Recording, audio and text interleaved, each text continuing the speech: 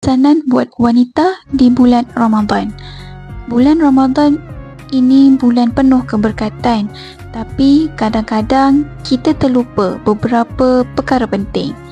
Pertama, wanita yang haid, nifas atau hamil tidak perlu bersedih kerana mereka masih boleh beribadah dengan cara lain seperti sedekah, zikir dan juga doa. Kedua, jangan makan berlebihan masa berbuka.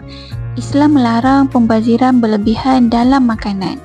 Allah berfirman, sesungguhnya orang-orang yang membazir itu adalah saudara syaitan. Ketiga, jangan tinggal dan lewatkan solat kerana sibuk. Sibuk berbuka atau letih bukan alasan untuk meninggalkan solat fardu. Keempat, jangan abaikan anak.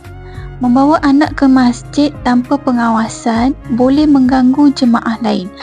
Jika tiada penjaga, lebih baik solat di rumah. Share video ni kalau bermanfaat.